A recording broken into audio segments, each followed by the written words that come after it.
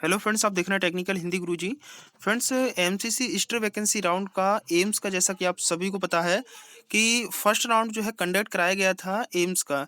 यानी कि friends, Easter vacancy round conduct कराया गया था और ईस्टर वैकेंसी राउंड कंप्लीट होने के बाद कोई कैंडिडेट वहां नहीं पहुंच पाया। इसलिए फ्रेंड्स, जितनी भी सीट थी वो आपकी सभी वैकेंट्स रह गई, यहाँ पर ऑफिशियल नोटिफिकेशन में बताया गया है।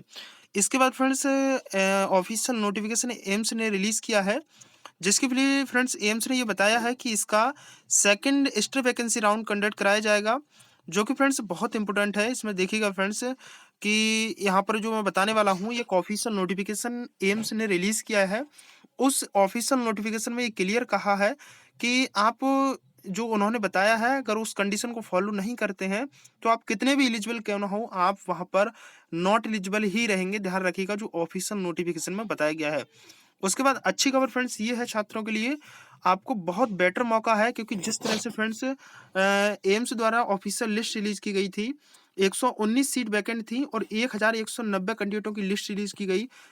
सोचने वाली बात तो यह है कि 1190 में से एक भी कैंडिडेट वहां नहीं पहुंच पाया काउंसलिंग के लिए।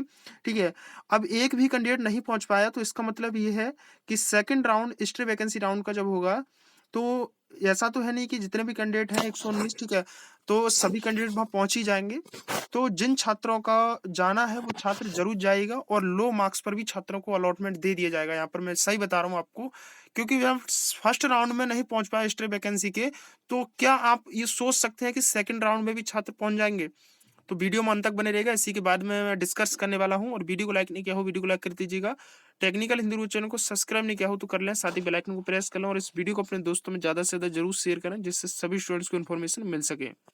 तो फ्रेंड्स, पहली बात यह है, आप इस नोटिस को देख लीजिएगा जो कि आज एम्स ने रिलीज किया है।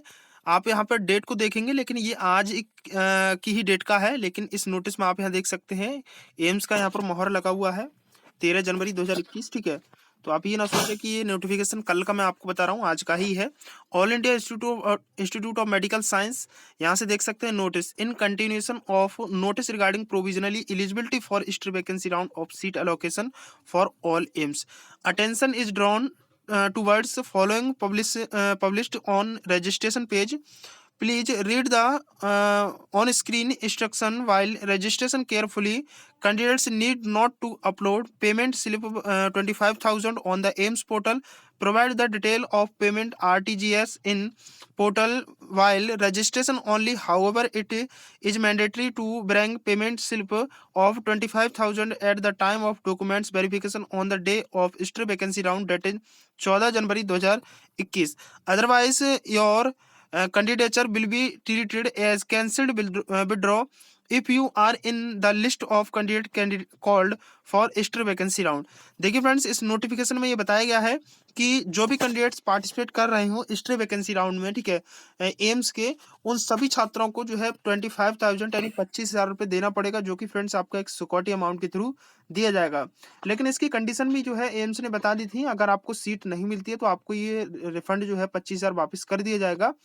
और आपको अगर सीट मिलने के बाद, ठीक है, अगर आप इसमें एडमिशन नहीं लेते हैं, ठीक है, सीट मिल जाती है और एडमिशन नहीं लेते हैं आप, तो आपको 1 लाख रुपए की पेनाल्टी देनी पड़ेगी।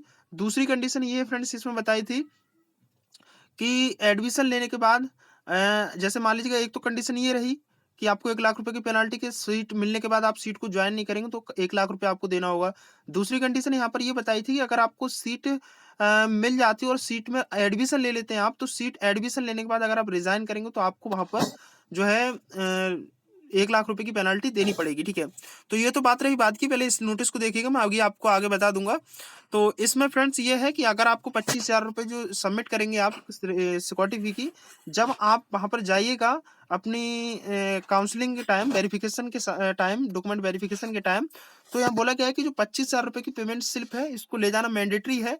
ठीक है, अगर आप इसको नहीं ले जाते हैं वहां पर, तो आपको वहां पर जो है अलाउ नहीं किया जाएगा, चाहे आप कितने भी एलिजिबल सही, कितने भी कुछ सही, लेकिन आपको पेमेंट स्लिप अगर आप नहीं लेगा तो वहां पर आपको एलिजिबल नहीं लिया जाएगा। आप इसलिए ध्यान रखिएगा, इसको जरूर ले जाइएगा। अब देखिएगा आगे का प्रोसेस। तो देखिए फ्रेंड्स, ये नोटिफिकेशन जो है, हालांकि मैं पहले बता चुका हूं, लेकिन मैं आपको मेन मेन चीज बता देता हूं। सबसे पहले तो इसमें ये बताया गया था कि एलिजिबिलिटी की बात। एलिजिबिलिटी वही कैंडिडेट इसके लिए एलिजिबल रहेगा जो रजिस्ट्रेशन किया हुआ हो। उसके बाद अगर आपने कोई सीट ज्वाइन नहीं की है यानी एडमिशन नहीं लिया है तो आप एलिजिबल हैं। उसके बाद आपको फिजिकली प्रेजेंट होना होगा 14 तारीख को, 14 जनवरी को, अपने सभी ओरिजिनल डॉक्यूमेंट्स के साथ। ये इसकी एलिजिबिलिटी है। 25,000 रुपये यहाँ बताया गया है कि आपको सबमिट करना पड़ेगा। ये सिक्योरिटी अमाउंट के थ्रू आपसे लिया जा रहा है। ये इसकी लास्ट डेट जो है, आज लास्ट डेट थी, ठीक है। और रजिस्ट्रेशन करने की भी आज लास्ट डेट थी। हालांकि आज मैं मॉर्निंग में आपको बता चुका हूँ कि जल्दी से जल्दी अपना रजिस्ट्रेशन करा दीजिएगा जिन छात्रों ने रजिस्ट्रेशन नहीं किया है। देखिए फ्रेंड्स, यहाँ पर बोला गया है कि आपकी जो अमाउंट है वो किस केस में जब्त कर ली जाएगी यानी फॉरफिट कर ली जाएगी। अगर आप कोई इनकरेक्ट यानी गलत इन्फॉर्मेशन देते हैं रजिस्ट्रेशन के टाइम तो आपकी जो 25,000 रुपये है ये जब्त कर लिया जाएगा, आपको वापस नहीं दिया जाएगा। उसके बाद जो भी इनएलिजिबल कैंडिडेट रहेंगे, ठीक है, जो भी क्राइटेरिया में लिस्टेड नहीं रहेंगे उनकी ऐसी कंडीशन में उनकी जब्त कर ली जाएगी। यानी कि आपने रजिस्ट्रेशन कर दिया और लिस्ट में आपका नाम नहीं है तो आपको 25,000 रुपये नहीं दिए जाएंगे, आपकी जब्त कर ली जाएगी। उसके बाद अगर आप काउंसलिंग के टाइम एब्सेंट रहते हैं तब भी आपकी ये सिक्योरिटी अमाउंट नहीं दी जाएगी, जब्त कर ली जाएगी।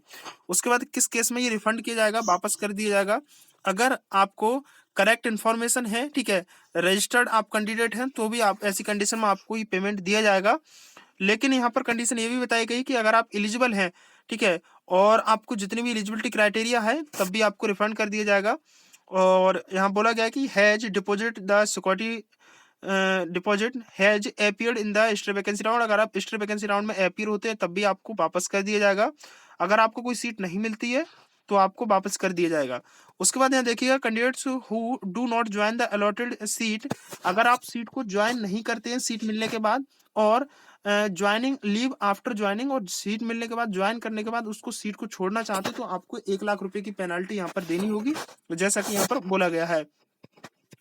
उसके बाद देखिएगा, आपको इस पर जो है अपना पूरा जो रुपये था 25,000 रुपये वो जो है सबमिट करना था। स्लिप आपको मिल ही जाएगी, स्लिप को जरूर ले जाइएगा, ध्यान रखना।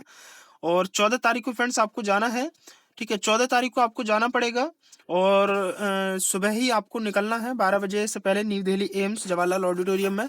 फ्रेंड्स मैं आपको बता दूं टोटल 119 सीट ही वैकेंट रह गई थी। फर्स्ट राउंड में कोई भी छात्रों को सीट नहीं मिली थी, इसलिए आप जरूर जाइएगा, ध्यान रखना, आप जरूर जाइएगा अगर आप एम्स में एडमिशन लेना चाहते हैं। क्योंकि वहां पर देखिएगा, मैं आपको बता रहा हूँ जिस तरह से फ्रेंड्स जो राउंड कंडक्ट कराया गया था 12 तारीख को एम्स का, तो वहां पर भी छात्र नहीं पहुंच पाए थे, एक भी छात्र नहीं पहुंचा। 119 सीट थी, 1,190 कैंडिडेट थे, उनमें से एक भी कैंडिडेट नहीं पहुंच पाया।